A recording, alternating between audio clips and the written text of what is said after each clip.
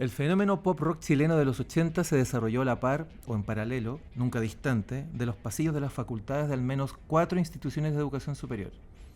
Estos estudiantes son los protagonistas de un movimiento musical que logró verdaderos récords de ventas de discos, históricas asistencias a conciertos de idolatría generalizada en el país. Sin embargo, desde la crítica hay una extraña mirada. Al recordar a esta generación musical sobresale la intención de mostrar a tipos más bien autodidactas, casi con la suerte de aprender a tocar en el escenario. Bienvenidos a un nuevo episodio de Sonidos Parlantes. La agencia Blackout de la Escuela de Periodismo y Comunicación de la Universidad Finisterre presenta Sonidos Parlantes. Conduce Arturo Figueroa Bustos. ¿Qué tal? ¿Cómo están? Nos encontramos nuevamente en un episodio de esta tercera temporada de Sonidos Parlantes, diálogos de música y comunicación. Estamos conversando con autores de libros sobre música popular chilena y en esta ocasión estamos con Emiliano Aguayo. Emiliano, muchas gracias por estar aquí.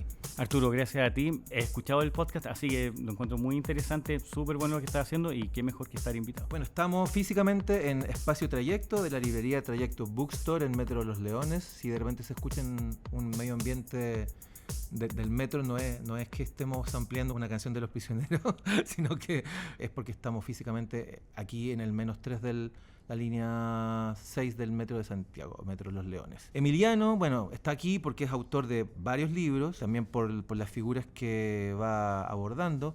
Está Maldito Sudaca e Independencia Cultural, que son conversaciones con Jorge González en diferentes periodos del tiempo, y también todo el fenómeno del boom del rock o pop latino, que ahí también hay un tema de si es rock o es pop.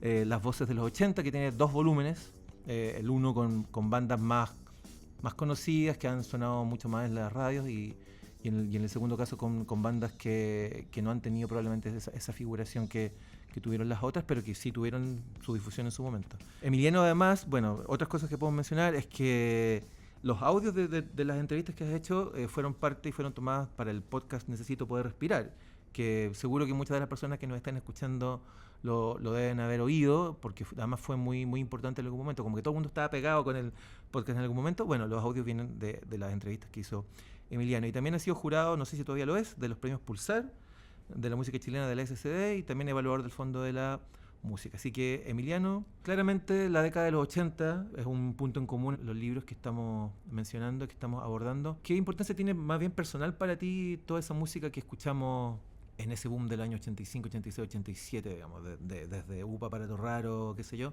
a, por supuesto, Los Prisioneros? Sí, en general uno termina escribiendo o comienza escribiendo, a lo mejor después se puede hacer cosas un poco más pragmáticas, pero uno generalmente comienza escribiendo sobre los gustos personales. Y por supuesto, yo vivía en el sur en ese tiempo, nací el 73, por lo tanto el 83 tenía 10 años, el 87, que es como el gran boom tal vez, tenía menos de 15, pero lo escuché mucho en la radio, lo disfruté mucho, no sé, en el colegio, en la enseñanza media. Este fenómeno que yo lo llamo pop rock, para no tener esa complicación del pop ni del rock, y que yo no tengo ninguna complicación con el pop, lo viví mucho como adolescente.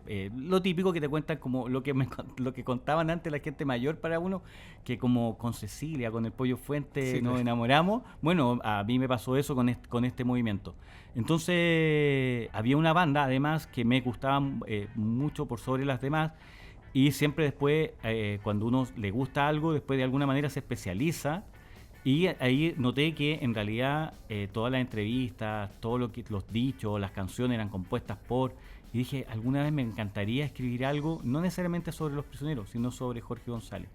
Tuve la suerte. Y como también el otro movimiento chileno también me gustaba mucho, siempre tenía esa deuda. No solamente Jorge González, sino que todas estas bandas que me marcaron. Entonces me fui por las voces de los 80. Así que, claro, son gustos personales, y que a veces también uno cree que lo sabe todo por haberlo vivido, y no, cuando empiezas a investigar descubres otras cosas, así que es muy entretenido ese camino. Sin duda. Bueno, quiero partir por algo que seguro que para la gente que interesa mucho, que es tu vínculo con Jorge González. ¿Cómo se va construyendo? Porque, bueno, también obviamente hay muchos prejuicios o mitos sobre cómo es Jorge, y en el fondo eres tú el que se acerca a él, en algún momento te encuentras con él, primero, y cómo pudiste construir una relación de confianza, que me parece que es un elemento muy importante cuando uno quiere trabajar en profundidad algún personaje o algún movimiento, poder tener esa confianza para que efectivamente esa conversación fluya de buena forma y te pueda contar obviamente cosas que vayan más allá de las respuestas típicas y comunes que salen en una conferencia de prensa o en una entrevista un poco más superficial.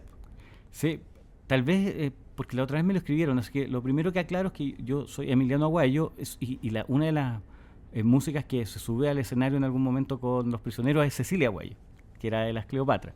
Y muchos piensan que por ahí viene un vínculo incluso familiar con Cecilia, como que la tía Cecilia... No, nada que ver, solamente coincidencia de apellido. Lo que yo hago a inicio de los 2000, que incluso apareció en la prensa, yo armé un ebook con frases de Jorge González, que estaban en diferentes entrevistas, y lo publiqué como ebook en una página web y lo lancé gratuitamente. Eso fue como mi primer acercamiento a la figura de Jorge González. Luego tuve la oportunidad de conocer a Carlos Fonseca, le cuento esto y le digo, mira, esto lo hice con los archivos que existían, hemeroteca, etc. Pero me encantaría hacer un libro sobre Jorge González. Había un libro sobre Víctor Jara, el Chile Víctor Jara, de unos autores españoles, donde muchas personas hablaban de Víctor Jara. Y yo dije, si yo no conozco a Jorge González y es, como bien decías tú, este prejuicio que hay de la imagen de Jorge González, tal vez nunca me ha dado una entrevista para un libro. Además, yo no venía... Fíjate que los autores de libros en torno a Los Prisioneros son generalmente gente que ha estado vinculada a los grandes medios en Chile. Claro. Stock y Tapia, Alejandro Tapia, que también entiendo no tiene ningún parentesco a Miguel Tapia, también él lo aclara, que escribió la última muy buena biografía de Los Prisioneros, Alejandro Tapia. De la tercera, Julio Oces, que también escribe sobre Los Prisioneros, del Mercurio. Manuel Mayra también de la tercera. Entonces son gente que generalmente viene de los consorcios importantes de prensa en Chile. Yo venía de mi casa y además yo aclaro, para decepción de varios, que yo no soy un periodista musical. Yo hago estos libros como parte de mi vida. Yo hago otras cosas como periodista. Yo soy jefe de comunicación en una institución, etc. Bueno, yo pido esta entrevista para hacer este libro sobre Jorge González y Carlos Fonseca y paso un año y Carlos Fonseca me dice: Jorge, ahora te puede dar unos par de minutos. Un año. Pasa un año porque yo se la pido el 2002, 2003, y además el 2003 es la gran crisis de Los Prisioneros, donde despiden a una integrante. Los medios hablaban en ese tiempo, no hablaban de la música, Los Prisioneros hablaban de la dictadura de González, ¿no? Entonces, todo ese tiempo pasó y yo decía a Fonseca, yo no, vuelvo a decir, yo lo conocí recién y por correo en ese tiempo.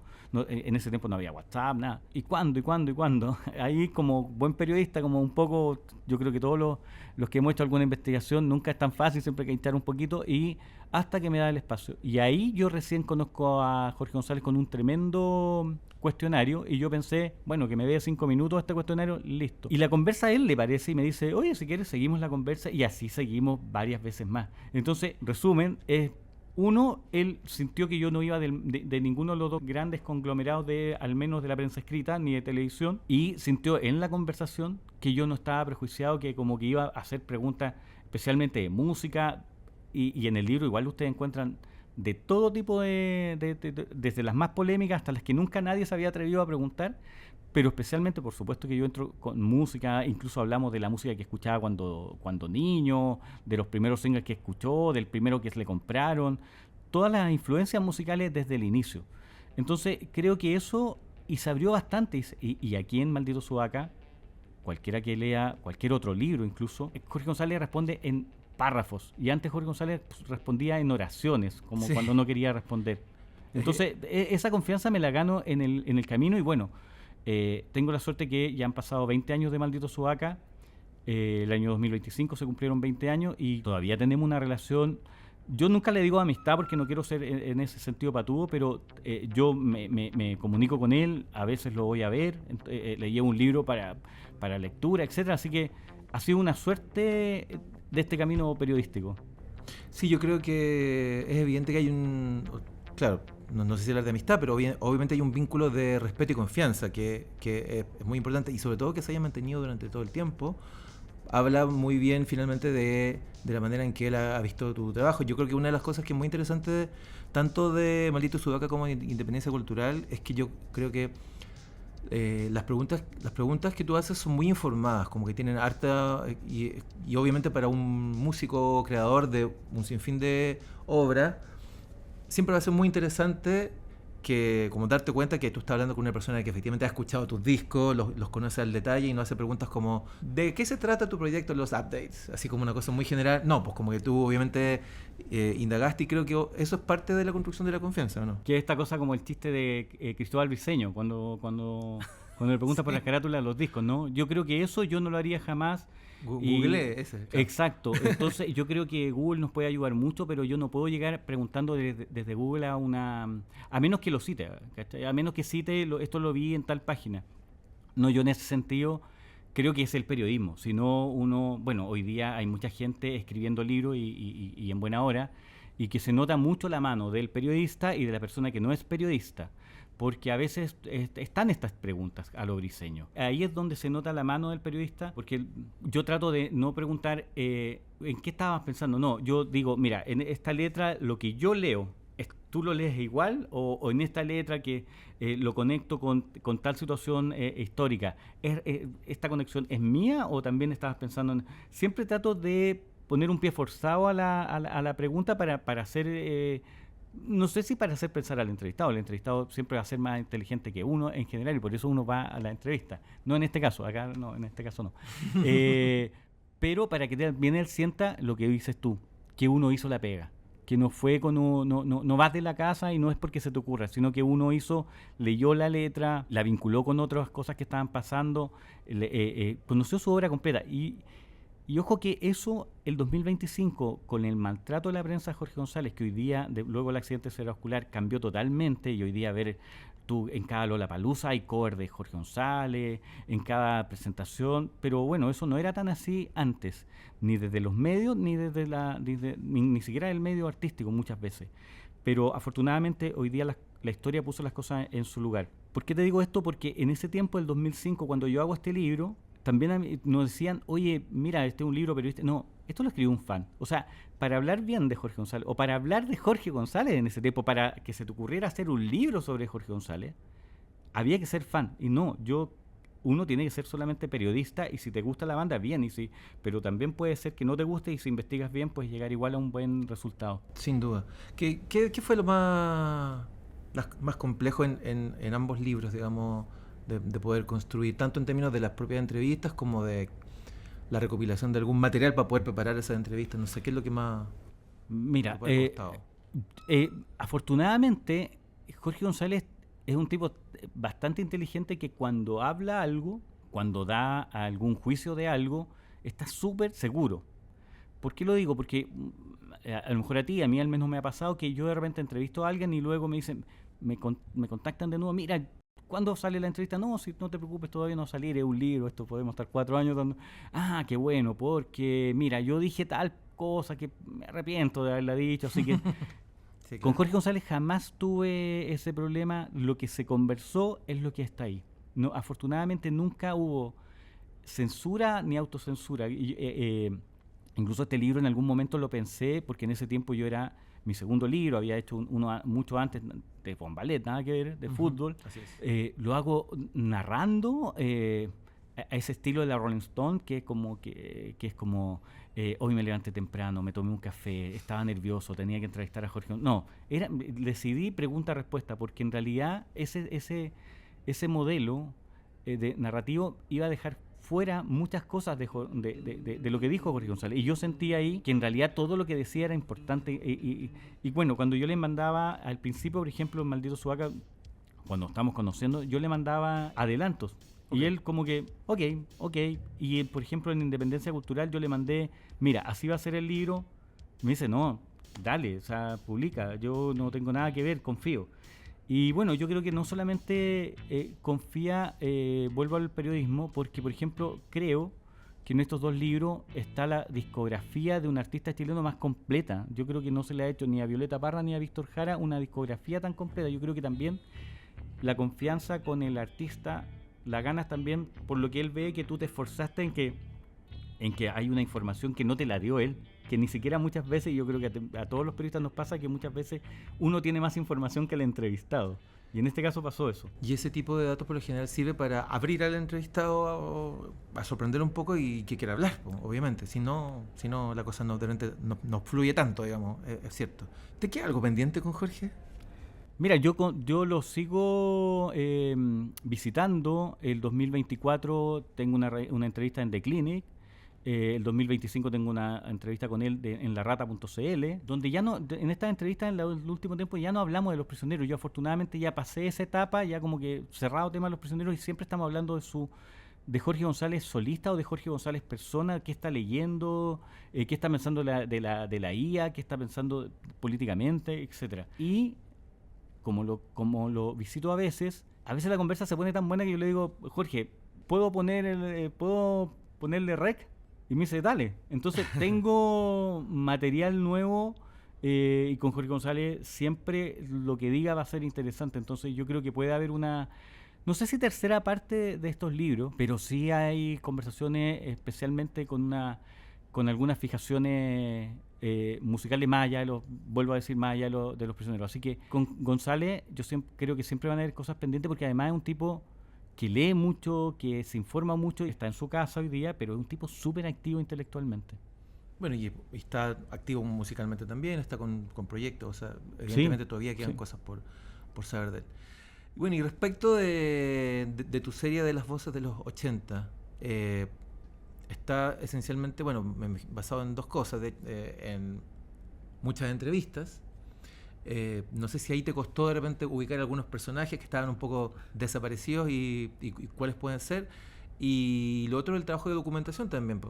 Obviamente en esa época había algunos medios donde sí se publicaban un montón de cosas que te puede servir también para chequear fechas, qué sé yo, cosas así.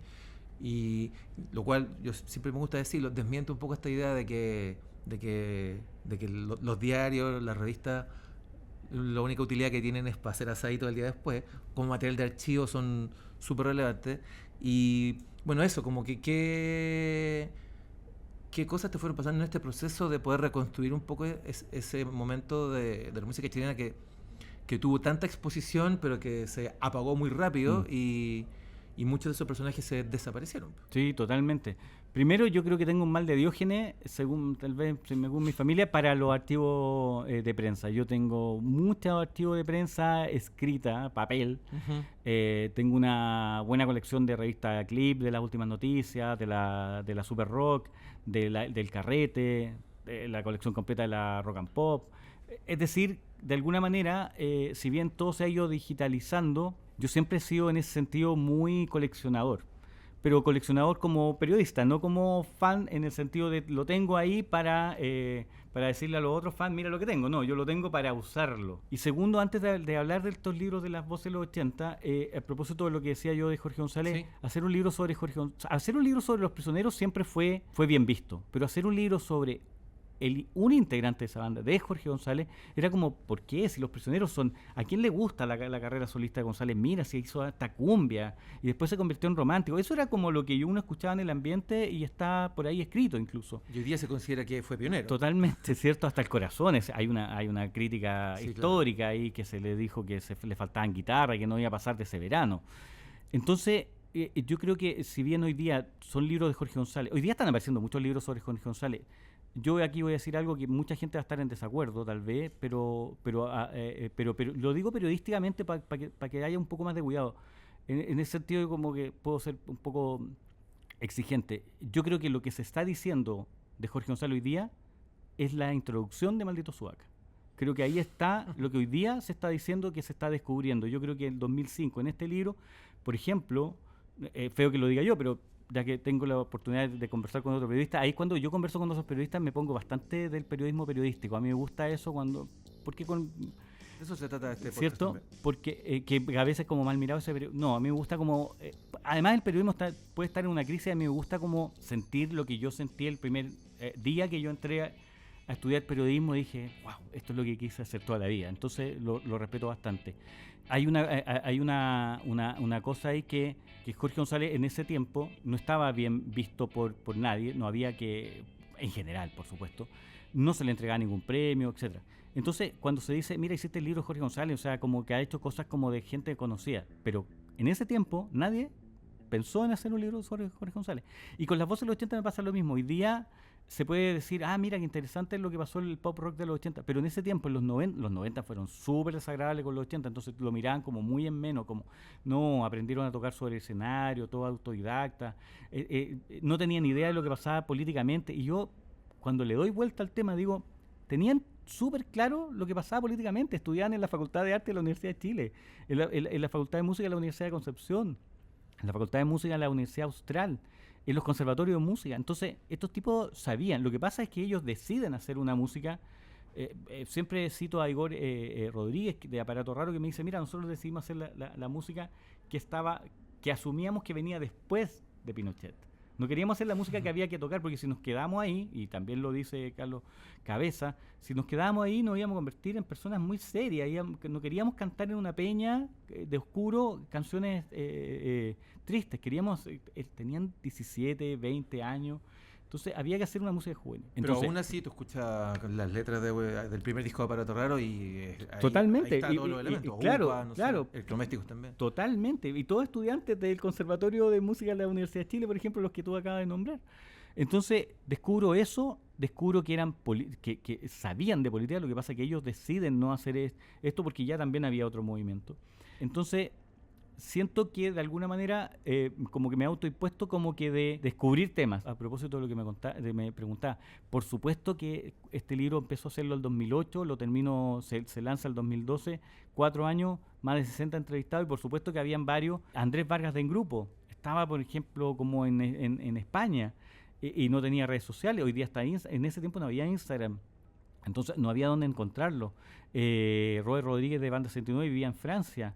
Los hermanos Orbuluz habían vuelto a España desde el 80, como 88, no recuerdo, del grupo Nadie. De Nadie, y nadie lo había entrevistado después, como que ya, ¿quién tenía esos contactos? Bueno, tuve que triangular información, lo que hacemos todos los periodistas, llegando de aquí por acá, y llegué afortunadamente a todo, a Titín Moraga, también... del Pequeño Vicio. Sí, del Pequeño Vicio, exactamente, en Inglaterra.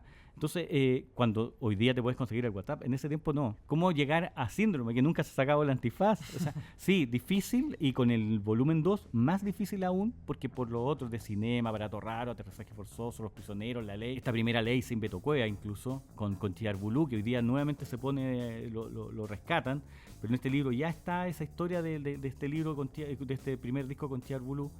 En el segundo volumen de Las Voces de los 80 rescato algo que en 40 años se había perdido, y siento que si no se rescataba en este libro se iba a perder definitivamente en la historia. Bandas como Rocadura de Cristian Cuturrufo, de Contagio de Valparaíso, de Holocausto de Concepción, que Holocausto de Concepción, la primera banda de rock en Concepción que incluso le presta instrumentos a los de Emociones Clandestinas, a los ilegales que van a ser los tres, y que hoy día, afortunadamente, este año van a estar en Rey. Claro. Entonces, son bandas que irrumpieron, que fueron parte de la escena, que no fueron under, que estuvieron en radio, en televisión, en medios, pero que de alguna manera algo pasó, que la prensa lo olvidó y que los investigadores lo olvidaron y no aparecieron en ninguna parte. Entonces, sentía que había ahí una deuda y nadie me llamó a pagarla, pero lo hice y me tiene muy grato porque es un libro que le pelea a la IA a Wikipedia.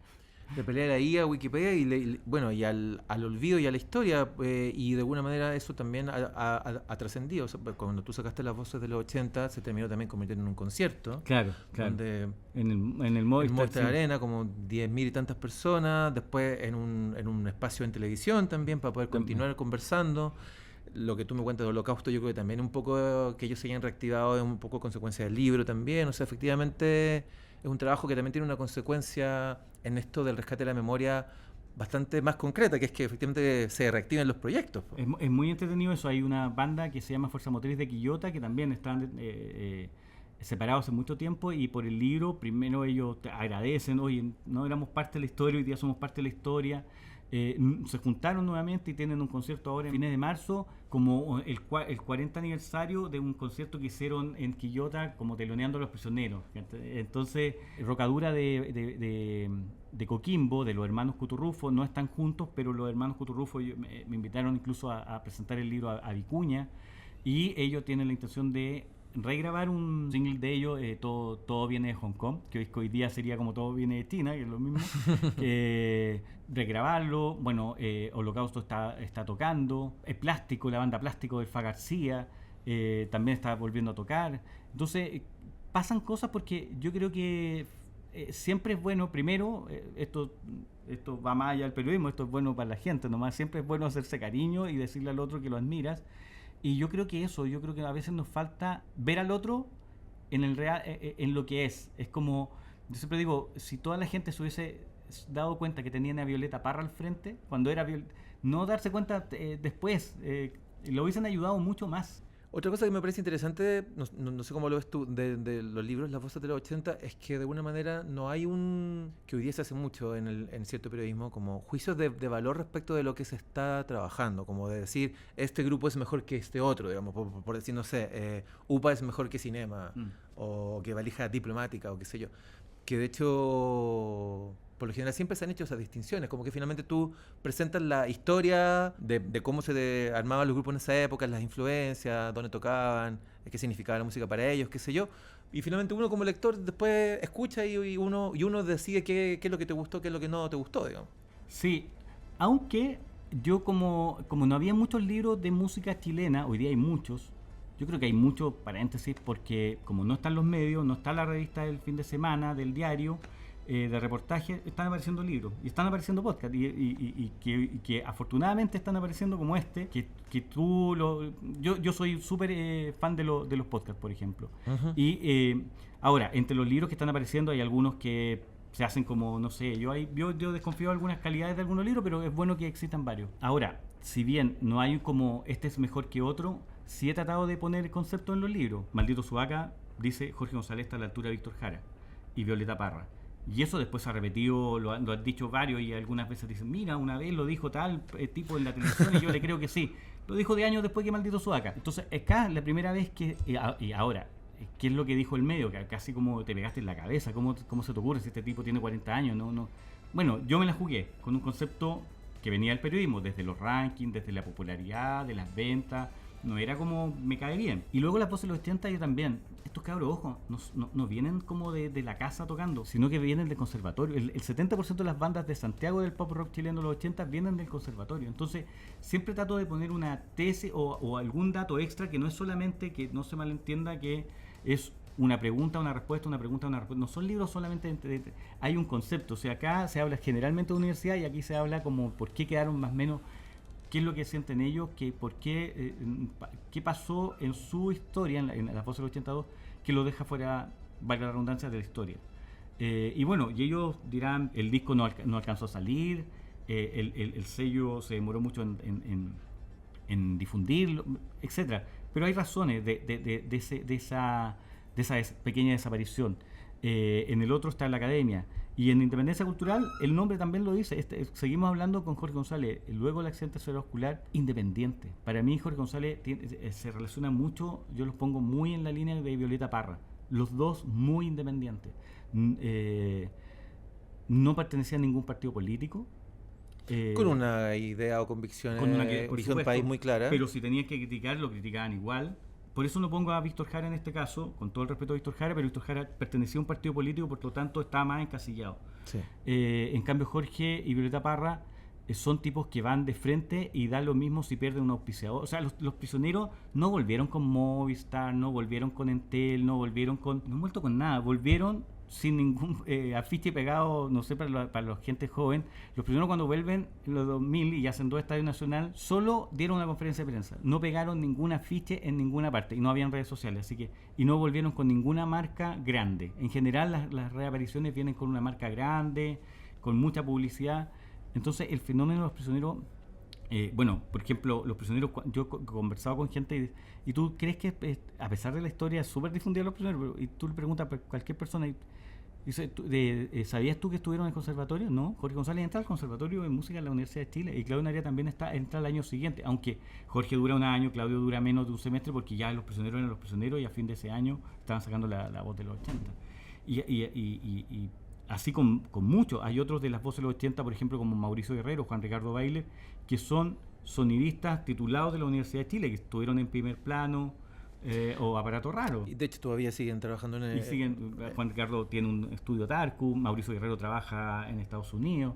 Entonces, me gusta ver esa otra parte, como demostrar que la música chilena no es solo buena idea, no es solo ponerle empeño, sino que también hay mucho conocimiento detrás. Y también pasa hasta hoy día. Ya, miren, nos llegó el momento de hacer este ping-pong de preguntas de respuesta breve que se llama cuestionario parlante. Cuestionario parlante. Emiliano, ¿cómo te informas cotidianamente? Mira, redes sociales, totalmente. En redes sociales uno va mirando y si me interesa algo me voy como a la fuente. Perfecto. Cuando quieres saber más sobre una noticia. Eso, por ejemplo, no sé, aparece una noticia de Candelabro hizo cover de Los Prisioneros y trato de buscar quién publicó primero o más en extenso.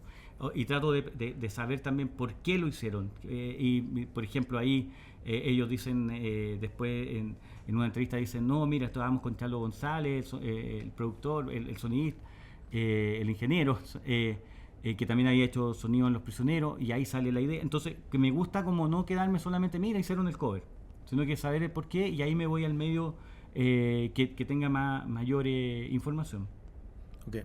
¿Algún libro sobre música que recomendarías, local o internacional? A mí me gusta mucho y tiene que ver un poco, pasa por los 80, Canción Valiente de Marisol García. Creo que está, bueno, no voy a decir nada nuevo, trabajo muy bien documentado por Marisol García, mucho periodismo detrás y también con todo los claros y las luces del movimiento incluye también a los 80 esta mirada del pop también. Entonces como que me gusta, siempre trato de llegar, mi insumo en general también tiene mucho que ver con lo que a mí me interesa, entonces los libros tienen que ver por ahí.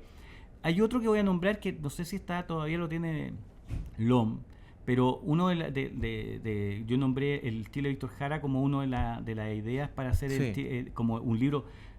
Yo quería hacer un libro sobre Jorge González y luego terminé haciendo un libro con Jorge González. Ese es fue una suerte increíble. Y otro libro que también me justificó que un buen libro podía ser de preguntas-respuestas, solamente entrevista y no esta narrativa tipo Rolling Stone, como te decía, que es Canción Telepática de Tito Escárate, que es donde entrevistan muchos, incluido Jorge González, Álvaro Enrique. Creo que ese es un libro como que me ayudó mucho a sentir que se separaba solo un libro solo de entrevista. Perfecto. ¿Algún programa informativo favorito? Políticamente, estos programas del día domingo de TVN, de Canal 13, a veces me confundo cuál es cuál, pero no sé, Canción Nacional. Los de la mañana. Sí, los de la mañana del día domingo. Y Estado Nacional. Sí, Canción Nacional. Canción Nacional era el otro programa de música. Sí. Estado Nacional, y el otro, ese parece que es de TVN, y el del 13 no sé, pero ahí siempre trato de, porque son entrevistas más en extenso. He hecho mucho de menos de esos programas políticos ochenteros, noventeros, me gustaba mucho, me encanta. Yo estudié antes de periodismo un año de ciencias políticas, entonces como que me gusta mucho la política. Y la televisión, yo como que todavía soy de esos que tienen la costumbre de ver las noticias de las 9 de la noche. Sí, costumbre que todavía algunos conservamos. Sí. Y la última pregunta que todo el mundo evade. Si alguna vez has compartido o caído en alguna noticia falsa, si te acuerdas cuál. No, siento que no, porque realmente trato de o sea, si dicen que alguien está muerto, me voy, no sé, a cooperativa, si es que lo dice cooperativa, es real. En general le creo mucho a la radio como cooperativa en ese sentido, a propósito de la pregunta anterior. Si el fallecido que dicen es argentino, por supuesto me voy a Página 12. Si es de otro país, me voy al medio como más importante. Si es mexicano, al Excelsior, no sé.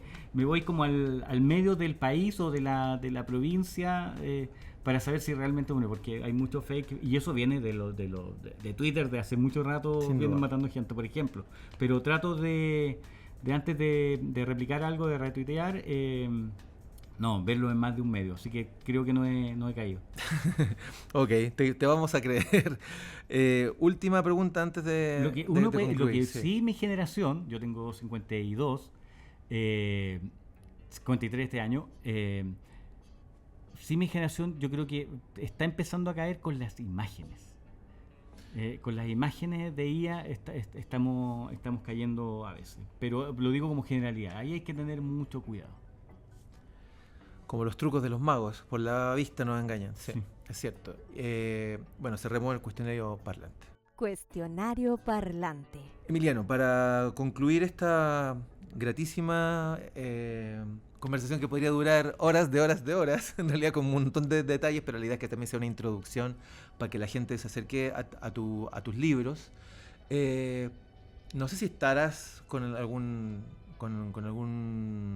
idea, por último, de algún trabajo que tenga que ver con música popular chilena o no, y si no, ¿cuál es el espacio que tú ves ahí? Como dices que te gusta de repente encontrar historias que no han sido muy cubiertas o personajes que no han sido muy cubiertos, que a ti te parece que podría ser interesante. Sí, yo creo que cuando uno publica un libro como que viene el vistito después de otro porque siente que tampoco es tan... como que costó, pero no era... Lo que pasa es que antes publicaba solo la gente de cierto sector socioeconómico y la gente que había nacido con grandes bibliotecas en sus casas. Y hoy día estamos publicando gente que no viene de esos mismos lugares. Entonces había un miedo que saltar. Y ese se saltó ya. Entonces creo que sigue mi interés por la música. Ya te decía que con Jorge González sigo de repente conversando con grabadora encendida. Puede haber algo ahí. Y también estoy viendo algo de un poco tal vez de alguna banda de estas de los 80 que puede ser interesante contar su historia. Entonces, pero siempre uno está buscando alguna punta creativa, la dejando ahí, y cuando tiene tiempo la va desarrollando. Mira. Bueno, y hay yo acá en la introducción de las voces de los 82, yo de alguna manera ofrezco hacer una voz de los 83, porque por ejemplo falta Javier Aparra, Mauricio Roblé, mismo Tito Escárate, Corazón Rebelde. Entonces faltan bandas y tal vez cerrar con el volumen 3. Claro, que son de los 80 pero que se escapan un poco a esto directamente al menos del boom. Es que tú has dado en el clavo. Son de los 80, estos eran de los 80 total, el 1, todos los más famosos, el 2 es Los Olvidados y el 3, entre algunos otros, son los que de alguna manera explotaron en los 90. Porque Javier Parra explota en los 90 pero viene de los 80. Nadie la asocia a los 80. Y Mauricio Roblé de alguna manera también explota en los 90 con Quien mató a Gaete. Pero Bello Barrio ya lo había visto en el 87, el mismo año que Los Prisioneros lanzan La Cultura de la Basura.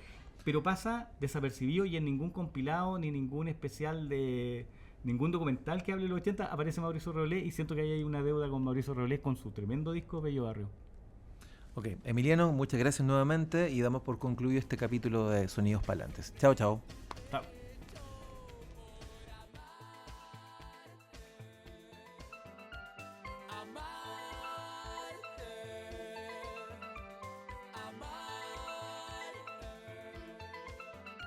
La Escuela de Periodismo y Comunicación de la Universidad Finisterre presentó Sonidos Parlantes, diálogos sobre música y comunicación. Sonidos Parlantes es un proyecto producido por la agencia Blackout de la Escuela de Periodismo y Comunicación de la Universidad Finisterre.